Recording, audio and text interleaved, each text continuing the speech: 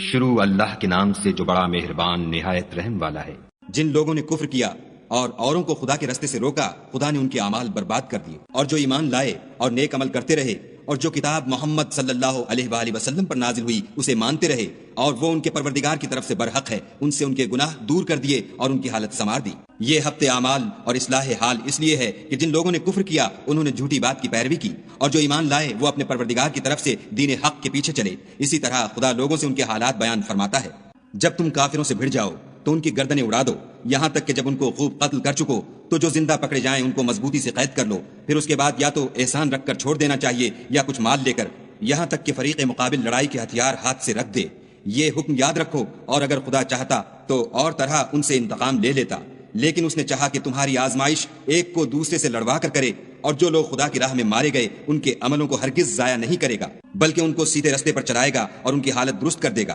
اور ان کو بہشت میں جس سے ان کو شناسا کر رکھا ہے داخل کرے گا۔ اے اہل ایمان، اگر تم خدا کی مدد کرو گے تو وہ بھی تمہاری مدد کرے گا اور تم کو ثابت قدم رکھے گا، اور جو کافر ہیں ان کے لیے ہلاکت ہے اور وہ ان کے اعمال کو برباد کر دے گا۔ یہ اس لیے کہ خدا نے جو چیز نازل فرمائی انہوں نے اس کو ناپسند کیا تو خدا نے ان کے اعمال اکارت کر دیے۔ کیا انہوں نے ملک میں سیر نہیں کی تاکہ دیکھتے کہ جو لوگ ان سے پہلے تھے ان کا انجام کیسا ہوا؟ خدا نے ان پر تباہی ڈال دی، اور اسی طرح کا عذاب ان کافروں کو ہوگا۔ یہ اس لیے کہ جو مومن ہیں ان کا خدا کارساز ہے اور کافروں کا کوئی کارساز نہیں۔ جو لوگ ایمان لائے اور عمل نیک کرتے رہے ان کو خدا بہشتوں میں جن کے نیچے نہریں بہہ رہی ہیں داخل فرمائے گا، اور جو کافر ہیں وہ فائدے اٹھاتے ہیں اور اس طرح کھاتے ہیں جیسے حیوان کھاتے ہیں، اور ان کا ٹھکانہ دوزخ ہے۔ اور بہت سی بستیاں تمہاری بستی سے جس کے باشندوں نے تمہیں وہاں سے نکال دیا زور و قوت میں کہیں بڑھ کر تھیں، ہم نے ان کا ستیہ ناش کر دیا اور ان کا کوئی مددگار نہ ہوا۔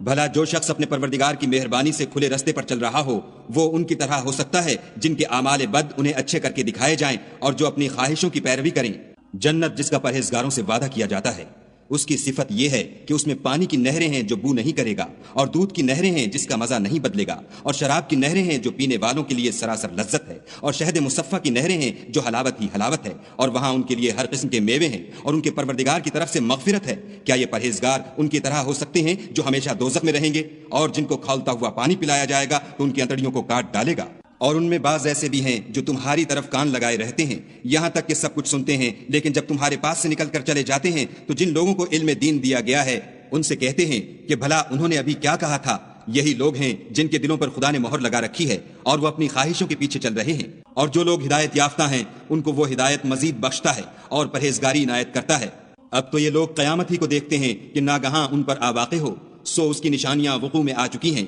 پھر جب وہ ان پر نازل ہوگی اس وقت انہیں نصیحت کہاں مفید ہو سکے گی۔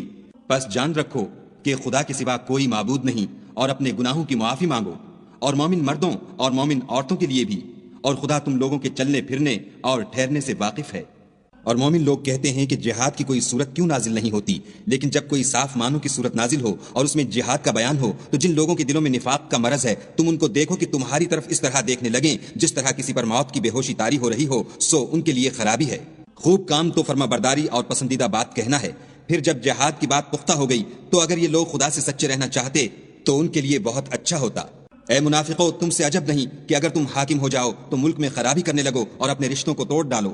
یہی لوگ ہیں جن پر خدا نے لعنت کی ہے اور ان کے کانوں کو بہرا اور ان کی آنکھوں کو اندھا کر دیا ہے۔ بھلا یہ لوگ قرآن میں غور نہیں کرتے یا ان کے دلوں پر قفل لگ رہے ہیں؟ جو لوگ راہ ہدایت ظاہر ہونے کے بعد پیچھ دے کر پھر گئے، شیطان نے یہ کام ان کو مزین کر دکھایا اور انہیں طول عمر کا وعدہ دیا۔ یہ اس لیے کہ جو لوگ خدا کی اتاری ہوئی کتاب سے بیزار ہیں یہ ان سے کہتے ہیں کہ بعض کاموں میں ہم تمہاری بات بھی مانیں گے اور خدا ان کے پوشیدہ مشوروں سے واقف ہے۔ تو اس وقت ان کا کیسا حال ہوگا جب فرشتے ان کی جان نکالیں گے اور ان کے منہوں اور پیٹھوں پر مارتے جائیں گے۔ یہ اس لیے کہ جس چیز سے خدا ناخوش ہے یہ اس کے پیچھے چلے اور اس کی خوشنودی کو اچھا نہ سمجھے تو اس نے بھی ان کے عملوں کو برباد کر دیا۔ کیا وہ لوگ جن کے دلوں میں بیماری ہے یہ خیال کیے ہوئے ہیں کہ خدا ان کے کینوں کو ظاہر نہیں کرے گا؟ اور اگر ہم چاہتے تو وہ لوگ تم کو دکھا بھی دیتے اور تم ان کو ان کے چہروں ہی سے پہچان لیتے اور تم انہیں ان کے انداز گفتگو ہی سے پہچان لوگے، اور خدا تمہارے اعمال سے واقف ہے۔ اور ہم تم لوگوں کو آزمائیں گے تاکہ جو تم میں لڑائی کرنے والے اور ثابت قدم رہنے والے ہیں ان کو معلوم کریں اور تمہارے حالات جانچ لیں۔